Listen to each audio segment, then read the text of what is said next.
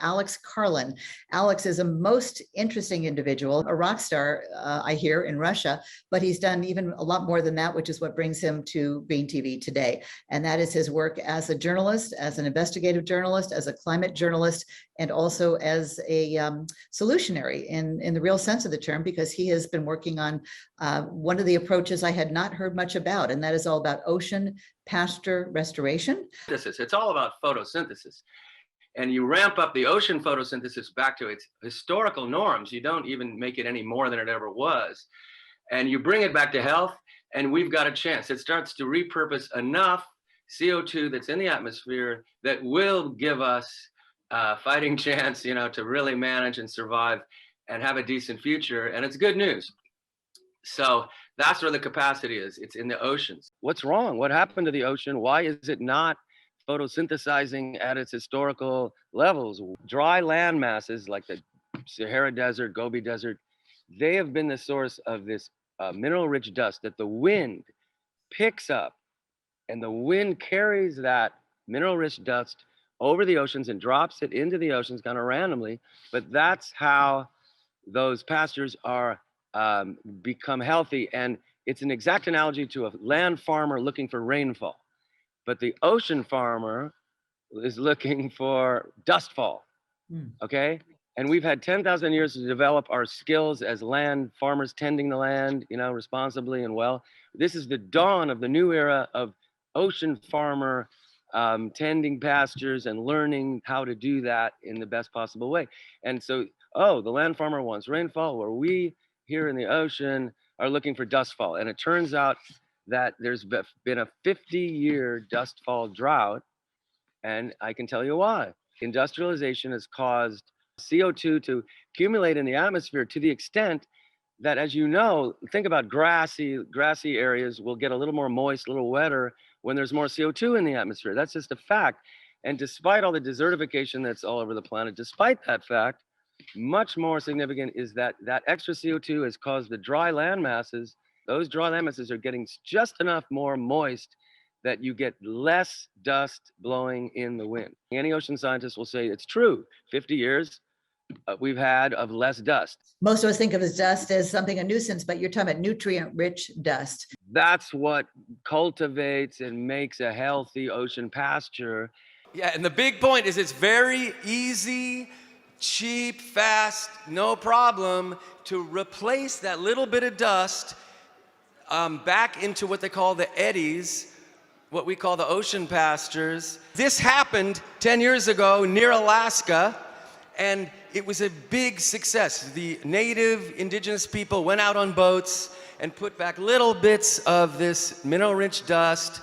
Very quickly, the plankton came back. The fish understood there was food to eat, and they came from miles around, and the birds knew that the fish were there, so they could eat some fish, and they came around. One of the tribes guys said, Russ, come up on deck. We can't even hear the 90 decibel engines because there's so many birds singing. They can't believe there's food. And then the guy, he gets a phone call from Russ, all the whales we were watching just swam over to you. Why are they doing that? It was a runaway train headed for a crash, out of control, gonna totally smash. All our hope was gone, or so it seemed. 'Cause our cities were all going underwater. Seemed like no way to save it for your son or daughter. It even just about almost fooled me.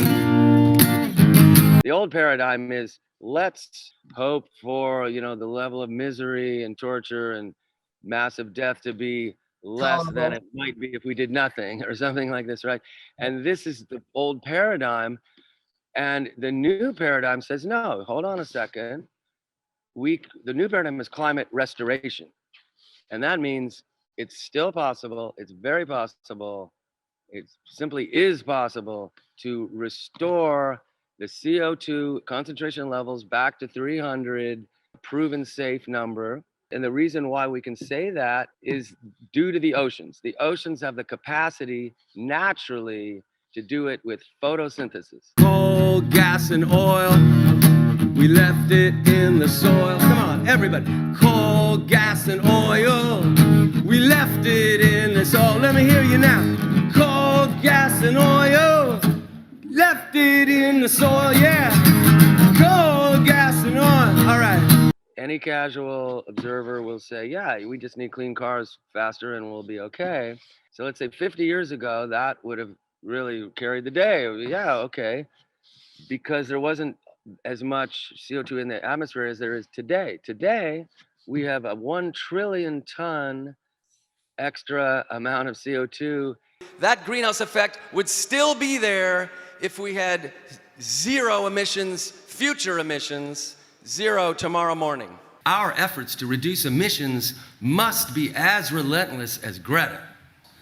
Obviously, parallel to emissions reduction, we must also remove a whole lot of CO2 from the atmosphere. That's photosynthesis on a level that repurposes, that removes so much CO2 that it actually makes a really significant difference in the greenhouse effect. It's all about the greenhouse effect and making it less. So, no more doom and gloom. With climate restoration featuring OPR combined with emissions reduction, we now have a way forward leading to a safe and flourishing world. And we're already on our way. It's already happening. Yeah. Now it's climate restoration. Hey, we did the calculations. Woo! And now we're pulling out the CO2 by the gigaton. All right. Right, you gave up all your hope. But we got on the right road. Not a moment too soon. That's right. We did the right